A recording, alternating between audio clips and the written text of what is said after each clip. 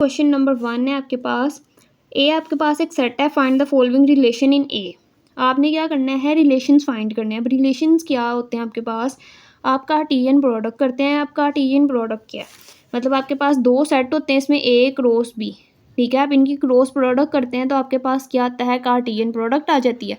अब उसके अंदर से आप क्या करते हैं, रिलेशंस निकालते हैं, ठीक है। जैसे यहाँ पे आपके पास क्या है, ए क्रॉस बी, ये किस चीज़ को शो करता है, कार्टेशियन प्रोडक्ट को। और आप ये प्रोडक्ट करते कैसे हैं, आपके पास दो सेट होते हैं, पहले सेट को दूसरे सेट के तमाम एलिमेंट्स के साथ मल्टीप्लाई करते हैं, पेयर्स की फॉर्म में लिखते हैं। ये आपके पास क्या होती है, कार्टेशियन प्रोडक्ट होती है, ठीक है। तो इस सवाल का सोल्यूशन करने के लिए आप क्या करना पड़ेगा, पहले कार्टेशियन प्रोडक्ट पता होनी चाहिए। एक सेट की भी आप कार्टेशियन प्रोडक्ट निकाल सकते हैं, कैसे, ए क्रॉस ए करके, ठीक है। तो यहाँ पे आप क्या कर रहे हैं, ए क्रॉस ए, मतलब ए की आप क्या करने लगे हैं, कार्टेशियन प्रोडक्ट निकालने लगे। इसको लिखने का क्या तरीका है, ए सेट क्रॉस सेकंड वाला सेट, इसको आप मल्टीप्लाई नहीं बोलते, इसको आप क्रॉस ही बोलते हैं। कार्टेशियन प्रोडक्ट कैसे करते हैं, फर्स्ट एलिमेंट को इन तमाम एलिमेंट्स के साथ मल्टीप्लाई करके पेयर्स की फॉर्म में लिखना है। 1 को 1 के साथ लिखा, कोमा 1 को 2 के साथ लिखना है, 1 को 3 के साथ लिखना है, 1 को 4 के साथ भी लिखना है, ठीक है। 1 के साथ आपने इन सबको लिख लिया, अब 2 की बारी, अब 2 के साथ आपने इन सबको लिखना है, ठीक है। 2 के साथ पहले मैंने 1 को लिखा, 2 के साथ अब मैं 2 को लिखूंगी, ठीक है। इसी तरह 2 के साथ 3 को और 2 के साथ फिर 4 को, ठीक है। अब ये 2 के साथ इन सबको लिख लिया, अब 3 की बारी आ गई, अब 3 के साथ इन सबको लिखना है। 3 के साथ पहले 1 को लिखा, 3 के साथ पहले 2 को लिखा, 3 के साथ 3 को लिखा और फिर 3 के साथ 4 को लिखा, ठीक है। 3 के साथ इन सबको लिख लिया मैंने, अब 4 की बारी आ गई, अब 4 के साथ इन सबको लिखना है, ठीक है।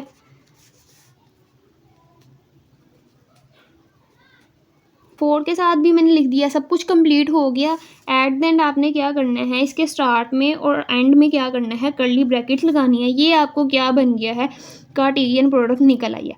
अब आपने क्या करना है, इनके रिलेशंस निकालने हैं, ठीक है।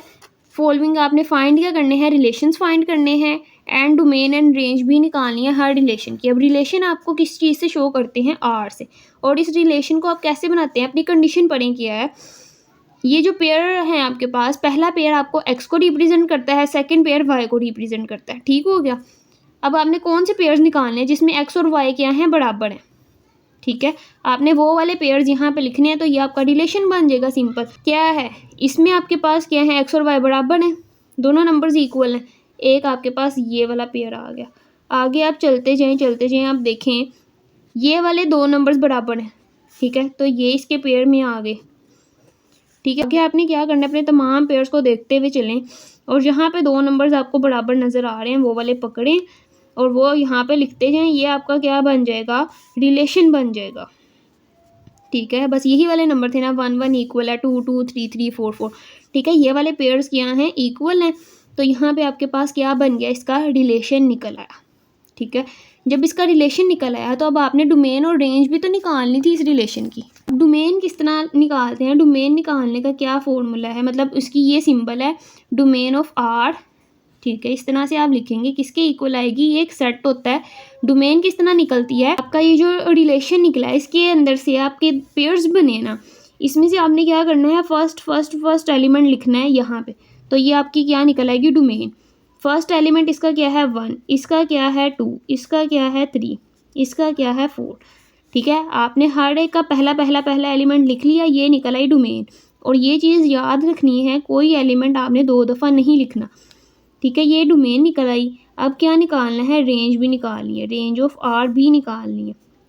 रेंज कैसे आती है, सेकंड एलिमेंट से, ठीक है। ये सेकंड एलिमेंट आप लिखेंगे तो ये क्या निकल आई, रेंज निकल आई, सिंपल, ठीक है।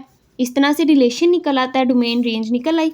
अब इसके सेकंड वाले पे चलते हैं। अब आपने अगला रिलेशन क्या निकालना है, जिसमें आप दो पेयर्स को ऐड करें, मतलब अपने दोनों नंबर्स को ऐड करें 5 5, ठीक है। चेक करते हुए चलें। अब 1 और 1 को ऐड करो 2, इन दोनों को ऐड करो 3, इन दोनों को ऐड करो 4, इन दोनों को ऐड किया तो 5। ये वाला पेयर आपका पिक हो गया, सिलेक्ट हो गया। अब यहाँ पे आप क्या करें, अपने पेयर्स को लिखते जाएं, एक आपके पास 1 और 4 आ गया। अगला पेयर देखें, यहाँ पे अब इन दोनों को ऐड किया 3, इन दोनों को ऐड किया 4, इन दोनों को ऐड किया तो 5 आया। ठीक है, जिनको ऐड करके 5 आए वो आपने क्या करना है, यहाँ पे लिखते जाने हैं। ठीक है, इन दोनों को ऐड किया 6, फिर 4, इन दोनों को ऐड किया तो 5। ठीक है, इन दोनों को ऐड करके 5 आ गया, यहाँ पे इसको क्या करें, लिख दें।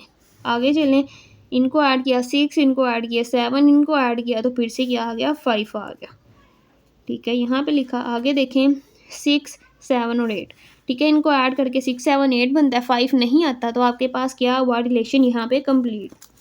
ठीक है, ये रिलेशन निकल आया। अब आपने इसकी भी क्या करनी है, डोमेन रेंज निकालनी है। इसकी जब आपने डोमेन निकाली तो क्या आई, फर्स्ट एलिमेंट आपने लिखना है। ठीक है, फर्स्ट एलिमेंट क्या है, 1 2 3 4। ठीक है, ये इसकी क्या निकल आई, डोमेन। अब क्या चाहिए, रेंज। ठीक है, रेंज कैसे आती है, सेकंड एलिमेंट से। क्या आ गया, 4 3 2 और 1। ठीक है, ये इसका क्या आ गई, रेंज निकल आई। ठीक हो गया। अब इसके थर्ड वाले पे आए, इसमें क्या चाहिए आपको, दोनों को ऐड करें, आपका जो पेयर है उसके दोनों नंबर्स को ऐड करें तो वो लेस देन 5 आना चाहिए। मतलब लेस देन 5 से क्या मुराद है, 1 2 3 4।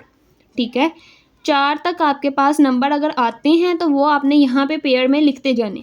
ठीक है, जिनको ऐड करें आपके पास 1 बन जाए, 2 बन जाए, 3 या फिर 4 बन जाए, 5 नहीं बनना चाहिए। 5 से छोटे छोटे जितने भी आपके पास नंबर बन जाए, ऐड करने से वो अपने पेयर्स में आपने यहाँ शामिल करते जाने। शुरू करते हैं, इन दोनों को ऐड करें तो क्या आता है, 2 छोटा है ना 5 से, तो यहाँ पे ये लिखा गया। आगे चलें, इन दोनों को ऐड किया तो 3 यहाँ पे लिख दिया। आगे चलें, इन दोनों को ऐड किया तो 4। ठीक है, तो वो भी आपके पेयर में आ गया। ठीक हो गया। आगे चलें, यहाँ पे इसको ऐड किया तो 5, कैंसिल, आपने 5 से छोटे लिखने थे। इन दोनों को ऐड किया तो 3। ठीक है, तो ये भी आपके पेयर में आ गया। इन दोनों को ऐड किया तो फिर 4। ठीक है, तो उसको भी यहाँ पे लिख लेते हैं। आगे देखें, इन दोनों को अगर ऐड करें तो फिर 5, इन दोनों को ऐड करें तो 6, ये कैंसिल आउट होते जा रहे हैं। ठीक है, इन दोनों को ऐड किया तो 4 आ गया, तो 4 भी यहाँ पे हम क्या करेंगे, इसको लिखेंगे। ठीक है, आगे चलें, इन दोनों को ऐड किया तो 5, कैंसिल, इन दोनों को ऐड किया 6, कैंसिल, इन दोनों को ऐड किया 7, ये भी कैंसिल, इन दोनों को ऐड किया 5, कैंसिल, इन दोनों को ऐड किया 6 आ गया, कैंसिल हो गए, 7 आ गया, कैंसिल हो गया, इन दोनों को ऐड किया 8 आ गया, कैंसिल। ठीक है, मतलब यहीं तक आपका क्या हुआ, रिलेशन कंप्लीट हो गया, रिलेशन निकल आया। अब इसकी डोमेन रेंज भी निकालनी है। डोमेन इस वाले रिलेशन की जब आपने निकाली तो क्या आया, पहला एलिमेंट, पहला एलिमेंट इसका भी 1 है, इसका भी 1 है, इसका भी 1। तो क्या करना है, अगर आपके पास कोई एलिमेंट रिपीट होता हो तो उसको सिर्फ एक ही दफ़ा लिखना है। ये आप सेट की फॉर्म में लिख रहे हैं ना, ये देखिए सेट की फॉर्म में लिख रहे हैं, तो सेट की आपको डेफिनेशन भी याद होनी चाहिए। सेट में आप कोई भी एलिमेंट रिपीट नहीं करते। ठीक है, तो यहाँ पे 3 दफ़ा 1 आ गया, आपने सिर्फ एक ही दफ़ा में 1 लिखना है। आगे चलें, 2, फिर 2 2 दफ़ा आ गया, इसको भी क्या करना है, एक ही दफ़ा लिखना है। फिर क्या आया, 3, तो ये इसकी क्या बन गई, डोमेन। अब रेंज की बात करें तो रेंज आपके पास क्या होती है, सेकंड एलिमेंट 1 2। ठीक है, फिर क्या आया, 4 लिख दिया। फिर से अब क्या आ गया, 1, आप पहले लिख चुके हैं, डन हो गया। ठीक है, अब दोबारा नहीं लिखना है, एक दफ़ा लिख लिया। आगे देखें 2 आप लिख चुके हैं, फिर देखें 1 वो भी लिख चुके हैं, तो यहाँ तक आपकी क्या हुई, रेंज कंप्लीट। इसके 4 वाले रिलेशन को देखें, इसमें क्या है, क्या दो नंबर्स को ऐड करें तो 5 से बड़ा होना चाहिए। मतलब 6 7 8 आगे से कुछ भी हो सकता है, 5 से बड़ा। ठीक है, इसकी भी क्या करें, एडिशन शुरू करते हैं। 2 आ गया, कैंसिल, इन दोनों को ऐड किया 3, ये भी कैंसिल, इन दोनों को ऐड किया 4, कैंसिल, इन दोनों को ऐड किया 5, कैंसिल, इन दोनों को ऐड किया तो 3, कैंसिल, इन दोनों को ऐड किया 4, कैंसिल, इन दोनों को ऐड किया 5, कैंसिल, इन दोनों को ऐड किया तो 6। ठीक है, पहला आपके पास पेयर क्या आया, 2 और 4 का। ठीक है, तो यहाँ पे इसको लिखते जाते हैं। आपका रिलेशन क्या है, पहला इसके अंदर कौन सा पेयर आ रहा है, 2 और 4 का। ठीक है, आगे देखें, 3 और 1 को ऐड किया तो 4, कैंसिल, इन दोनों को ऐड किया 5, कैंसिल, इन दोनों को ऐड किया तो फिर 6 आ गया। ठीक है, तो यहाँ पे इसको पेयर लिख देते हैं, 3 और 3 का। आगे चलें, यहाँ पे क्या आ गया, 7, इन दोनों को ऐड किया तो 7, मतलब ये वाला पेयर भी आपके शामिल है। ठीक है, 4 और 1 को ऐड किया 5, ये कैंसिल हो गया। 4 और 2 को ऐड किया 6, ये वाला पेयर आ गया। आगे देखें 4 और 3 को ऐड करेंगे तो 7, 4 और 4 को ऐड करेंगे तो 8। तो ये वाले दोनों पेयर भी आपके पास क्या आ रहे हैं, इस रिलेशन में शामिल हैं। तो यहाँ पे लिख देते हैं 4 3 4 4। ठीक है, तो ये आपके पास क्या हुआ, रिलेशन बन गया। अब क्या चाहिए, इसकी डोमेन रेंज निकालनी है। तो डोमेन ऑफ आर कैसे आएगी, पहला एलिमेंट 2, पहला एलिमेंट 3, फिर 3 आप एक दफ़ा लिख चुके हैं, बार बार नहीं लिखना। फिर आगे क्या आ गया 4, फिर 4 लिख चुके हैं, फिर 4 लिख चुके हैं। यहाँ तक इसकी क्या हुई, डोमेन कंप्लीट। अब इसकी क्या लिखनी है, रेंज भी लिखनी है। ठीक है, तो रेंज आपके पास क्या आएगी, सेकंड एलिमेंट, सेकंड एलिमेंट ये 4, सेकंड एलिमेंट इसका ये 3, फिर 4 लिख चुके हैं, दोबारा नहीं लिखना। अगला क्या है 2, फिर क्या है 3 लिख चुके हैं, दोबारा नहीं लिखना। फिर क्या है 4, ये भी लिख चुके हैं, दोबारा इसको भी नहीं लिखेंगे। तो यहाँ तक इसकी क्या हुई, रेंज कंप्लीट। हो सकता है आपकी बुक के अंदर ही उन्होंने इसको R1 R2 R3 R4 का नाम दिया हो।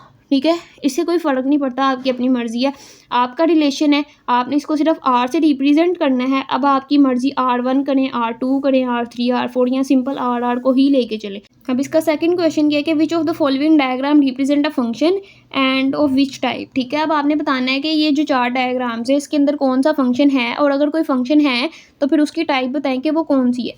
तो आपको पहले फंक्शन की टाइप्स पता होनी चाहिए। ठीक है, फंक्शन की आपके पास थी type into function. Into function में क्या था कि रेंज ऑफ एफ अगर बी के इक्वल आ जाएगी, मतलब आपको रेंज निकालनी आ गई है ना।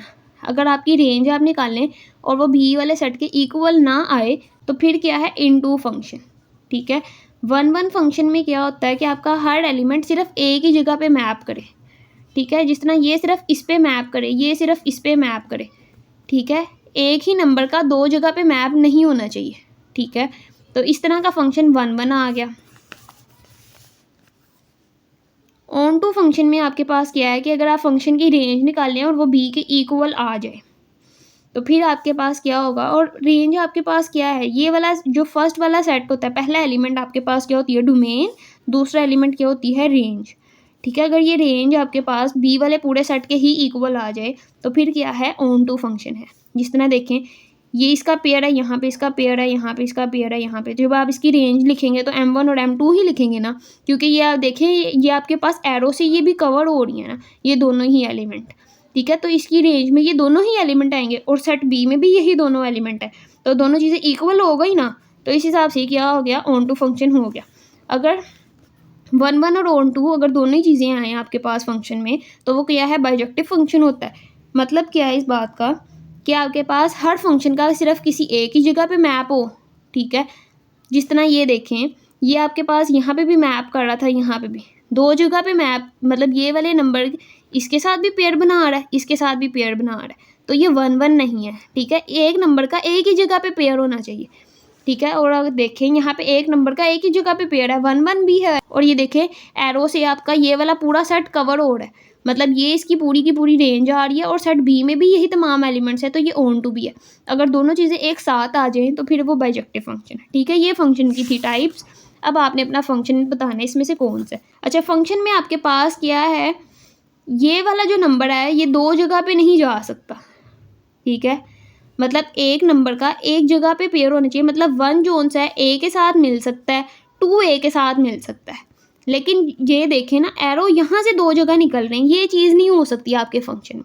ये वाला नंबर सिर्फ किसी एक जगह ही जाएगा, ये वाला नंबर किसी एक जगह जाएगा, ये नंबर 2 जगह एट अ टाइम नहीं जा सकता आपके फंक्शन में। ठीक है, तो ये आपके पास फंक्शन नहीं है। ठीक है, यहाँ पे आप लिख देंगे कि ये फंक्शन नहीं है। सेकंड इसकी डायग्राम में आए, ये आपके पास क्या है, इसका एक जगह पे मैप है, एक जगह पे मैप है, मतलब आपका एक नंबर सिर्फ किसी एक ही जगह पे मैप कर रहा है, एक ही जगह पे पेयर बना रहा है, तो ये कौन सा फंक्शन होता है आपके पास, 1 फंक्शन होता है कि एक ही जगह पे जाए। तो ये आपके पास क्या हुआ, 1 और क्या है, ये आपके पास तमाम सेकंड वाले सेट के तमाम एलिमेंट्स कवर हो रहे हैं, मतलब आपके पास ये वाली रेंज अगर आप इसको सेट ए का नाम दें, इसको सेट बी का नाम दें, तो रेंज ऑफ एफ और बी वाला सेट इक्वल आ रहे हैं। ठीक है, मतलब बी वाले सेट में ये तमाम एलिमेंट्स हैं और एरो से भी ये तमाम कवर हो रहे हैं, मतलब आपकी रेंज भी यही है। तो ये क्या है, 1 एंड ऑन टू, मतलब क्या हुआ, ये बाइजेक्टिव फंक्शन है आपके पास। ठीक है। इसी तरह थर्ड वाली डायग्राम में है, इसमें क्या है कि हर एलिमेंट का एक जगह पे पेयर है, सेम वही वाली कंडीशन बन गई। यहाँ पे क्या हुआ, ये 1 1 हुआ, ठीक है, ये 1 1 फंक्शन है। और क्या है कि ये वाले सेट के तमाम एलिमेंट्स कवर हो रहे हैं एक ही एरो से, ठीक है, तमाम एलिमेंट्स क्या हैं, कवर हैं। और आपके बी वाले सेट में यही तमाम एलिमेंट्स ही थे, मतलब यहाँ पे भी क्या हुआ कि रेंज ऑफ एफ किसके इक्वल आ गई, बी वाले सेट के ही इक्वल आ गई है। तो ये क्या है, ऑन टू बी है, ठीक है, 1 1 एंड ऑन टू। अब इसकी फोर्थ वाली डायग्राम में आप आए, क्या है आपके पास, हर एलिमेंट का एक जगह पे पेयर तो जा रहा है, ठीक है, मतलब लेकिन ये देखें 1 1 में आपके पास क्या कंडीशन होती है कि एक एलिमेंट का सिर्फ एक ही जगह पेयर होना चाहिए, एक एलिमेंट का एक जगह पेयर होना चाहिए। तो ये 1 1 तो नहीं है, ठीक है, और ये ऑन टू भी नहीं हो सकता क्योंकि यहाँ पे ये तीनों चीज़ें कवर ही नहीं हो रही, ठीक है, ये वाला एलिमेंट तो बच रहा है ना। यहाँ पे आपके पास फिर कौन सी कंडीशन आई, range of F zone C है वो बी के इक्वल नहीं है, ये सेट ए को रिप्रेजेंट कर रहा है, ये सेट बी को रिप्रेजेंट कर रहा है। रेंज आपके पास क्या आई, एक्स और जी, ठीक है, रेंज आपके पास क्या है, एक्स और जी, और बी का सेट आपके पास क्या है, एक्स वाई जी, ठीक है। इस तरह से आपके पास क्या आई, ये दोनों चीज़ें इक्वल नहीं आई। तो ये क्यों कहाँ पे होती हैं, जो फंक्शन की फर्स्ट वाली टाइप थी, इनटू फंक्शन, ठीक है। तो ये आपके पास कौन सी टाइप बन गई, इनटू फंक्शन की। अब इसके क्वेश्चन 3 में इसमें क्या है आपके पास, इफ़ जी ऑफ एक्स आपके पास एक फंक्शन है जो जी से रिप्रेजेंट हो रहा है, एक फंक्शन है जो एच से रिप्रेजेंट हो रहा है, देन फाइंड करना है आपने, ये सब चीज़ें फाइंड करनी है। अगर आप देखें आपके पास ये क्या है, जी ऑफ ज़ीरो, ये क्या है, जी ऑफ एक्स, मतलब एक्स की पोजीशन पे अब क्या पड़ा हुआ है, ज़ीरो, मतलब आपने अपने फंक्शन में क्या चीज़ पुट करनी है, एक्स की जगह पे ज़ीरो, ठीक है। यहाँ पे सबसे पहले आप अपना फंक्शन लिख लें कि ये आपके पास फंक्शन था अपना। अब पुट क्या करने लगे हैं आप, एक्स की जगह पे ज़ीरो पुट करने लगे। जब पुट किया तो क्या आया, इस तरह की फॉर्म बन गई, ठीक है ना। 3 को 0 से मल्टीप्लाई किया तो 0 आ गया, 0 + 2 किया तो 2, मतलब जी ऑफ ज़ीरो का आपके पास क्या आंसर आ गया, 2, ठीक है। इसी तरह सेम पैटर्न पे चलें, जी ऑफ -3 आपने निकालना है। फंक्शन क्या है आपके पास, जी ऑफ एक्स किसके इक्वल है, 3x + 2 के, यही फंक्शन है ना आपके पास।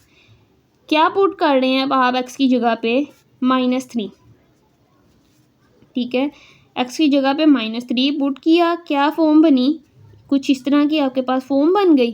3 को 3 से मल्टीप्लाई करें तो 9, प्लस था यहाँ पे, प्लस माइनस माइनस, और ये चीज़ एज इट इज़, -9 + 2 करें तो क्या होता है, 9 में से 2 निकालने हैं तो कितने आते हैं, 7, और बड़ी वैल्यू के साथ कौन सा साइन है, माइनस का, तो यहाँ पे माइनस आ गया, मतलब जी ऑफ -3 का क्या आपके पास आंसर आ गया, -7, ठीक है। इसी तरह इसके थर्ड पार्ट में आए, इसमें क्या है कि जी ऑफ 2/3 अब आपने निकालना, मतलब जो आपके पास फंक्शन था उसकी जगह पे अब आपने क्या पुट करना है, 2/3, ठीक है।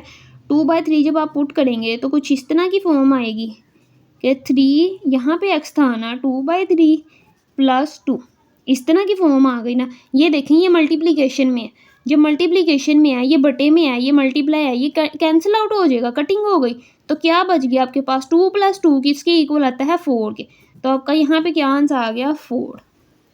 इसी तरह एच वाले पे जाएं तो आपके पास एच वाला क्या फंक्शन था, एक्स का स्क्वायर + 1, ये आपके पास फंक्शन था एच का। अब आपने क्या पुट करना है यहाँ पे, अब यहाँ पे आपने क्या पुट करना है, 1, ठीक है, पुट करना है एक्स की जगह पे 1। जब पुट किया तो इस तरह की फॉर्म आ गई, 1 का स्क्वायर खोला तो 1 का स्क्वायर 1 ही आ जाएगा, +1, 1 और 1 को ऐड किया तो 2, मतलब एच ऑफ 1 आपके पास क्या आ गया, 2। फिफ्थ पार्ट में है, यहाँ पे भी एच की बात हो रही है ना, ये एच को रिप्रेजेंट कर रहा है, यहाँ पे आपने एच वाला फंक्शन यूज़ करना है जो क्या था, एक्स का स्क्वायर + 1। अब यहाँ पे आप एक्स की जगह पे क्या पुट कर रहे हैं, -4, ठीक है। जब आपने यहाँ पे -4 पुट किया तो इस तरह की फॉर्म बनी। जब आप -4 का स्क्वायर करेंगे तो क्या आपके पास आंसर आता है, -4 का जब स्क्वायर किया मैंने तो 16 आ गया, ठीक है। 16 + 1 तो कितने हो गए, 17, तो एच ऑफ -4 का क्या आंसर आया, 17, ठीक है। अब इसका लास्ट पार्ट देखिए, इसके अंदर क्या है, -1/2, अपना फंक्शन लिखें, क्या है,